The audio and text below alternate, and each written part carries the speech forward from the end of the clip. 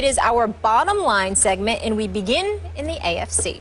Peyton Manning returns for his 18th season.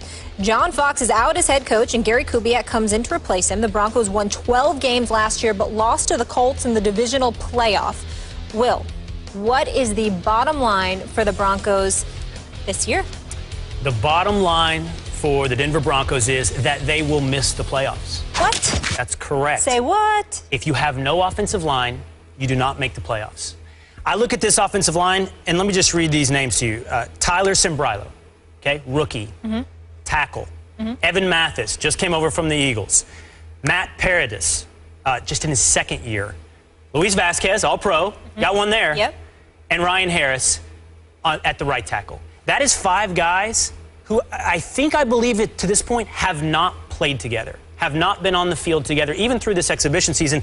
A season, by the way, where Peyton Manning was sacked 3 times, straight up the middle.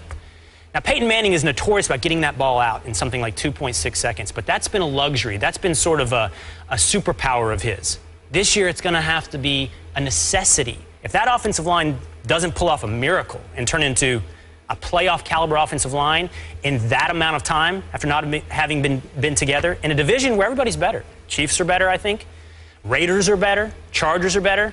I see the Broncos ending up something like 9-7. You think those teams are all better than the Broncos? No, better than they were last year, meaning they're getting better. For the Broncos, okay, got it. meaning you don't cruise to 11-5 or 12-4. Just want to clarify, you struggle weren't to saying 9-7 and miss the playoffs. The Raiders are better than the Broncos. Yeah. Just clear.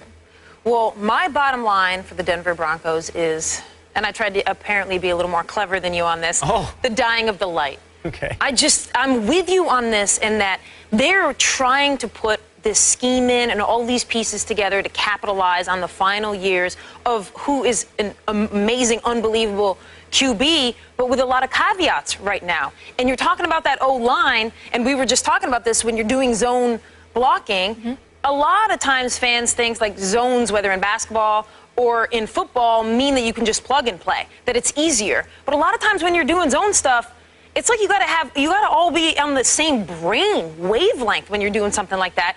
And that takes more time than the guys and the experience that they have on that O-line.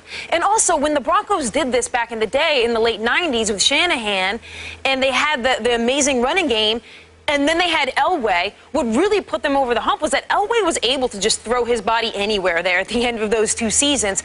I don't think Peyton's going to be able to do that.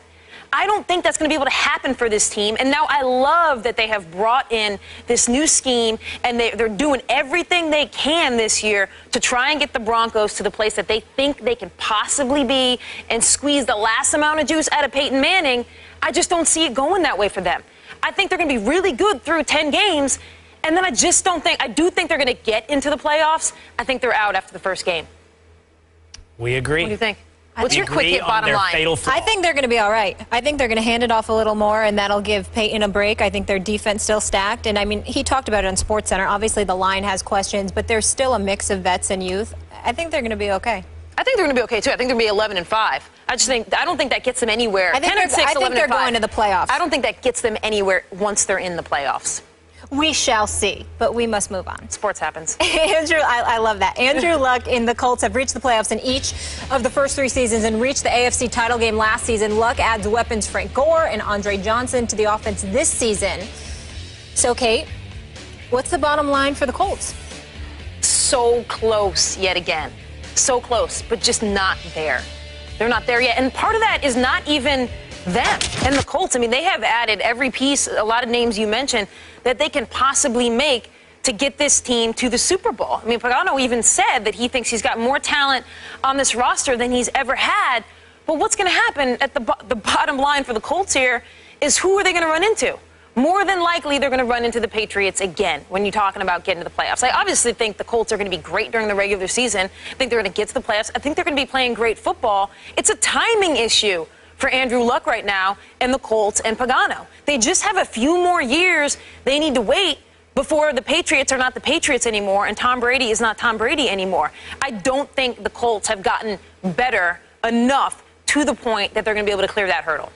You say it depends on who they run into, and what I would suggest is hopefully not somebody who can run the ball. I look at the Colts a little bit like I do the Eagles in the NFC, in that they're good, They're going to make the playoffs, but they're overhyped. Everyone is on this bandwagon. And why wouldn't they be? Andrew Luck is great, and everyone is assuming Andrew Luck will take this to the next level. But football is still a team sport.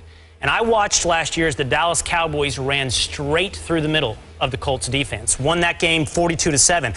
Saw the Patriots beat the Colts 45-7. Saw the Steelers put up 51 points against the Colts. I'm not worried about Andrew Luck's side of the ball. I'm worried about the other side of the ball. I know you get Robert Mathis back, but you got to stop the run. And right now, the Colts defense would scare me if I was someone who was predicting them to go or to win the Super Bowl. They look like a good playoff team.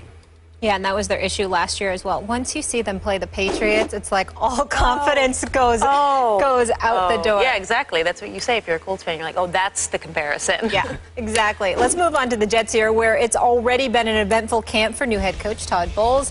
Geno Smith out with a broken jaw after taking that sucker punch during camp. The good news, however, Darrelle Revis returns to anchor Gang Green's defense. Bottom line for the Jets here, Will. Bottom line for the Jets is Cardale Jones. They are in the Cardale Jones Bowl. Stop And it. the only thing more absurd than predicting the college national champion today and the record for everyone's NFL team